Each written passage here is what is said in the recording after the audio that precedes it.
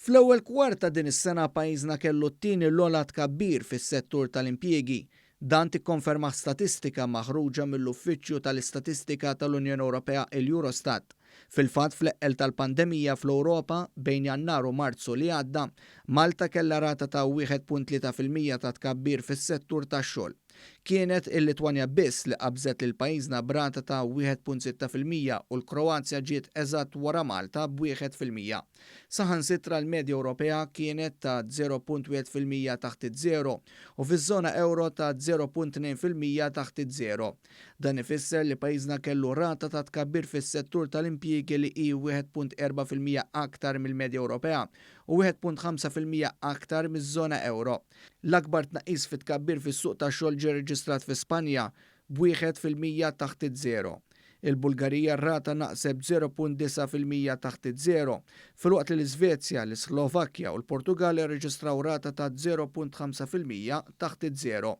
B'reazzjoni għal din l-istatistika tal-EUROSTAT il-Gvern saħaq li din tindika li meta mqabbel mal-istess perjodu sena qabel il-prodott domestiku gross ta' pajjiżna kiber b'0.7%.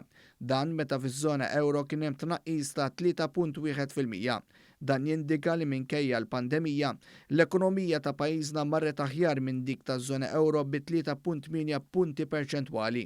Dan meta sa kwart qabel id-distak kien ta' 3.6 punti perċentwali.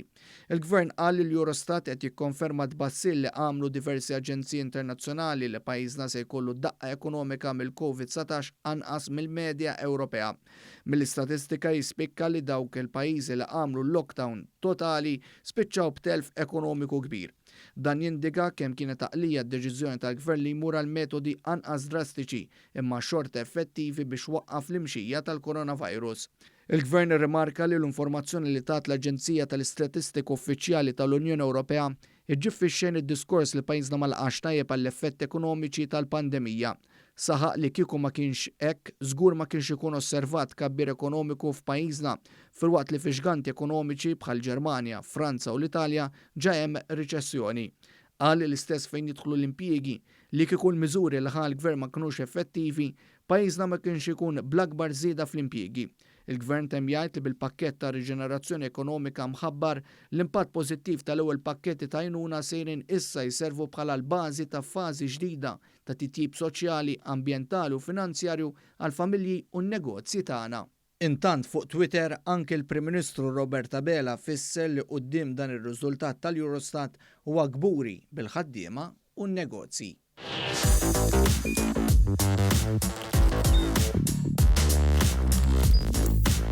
Idħol fuq one.com.mt u hemmhekk tista' tara l-programmi kollha li jxandru fuq One permezz ta' One Play.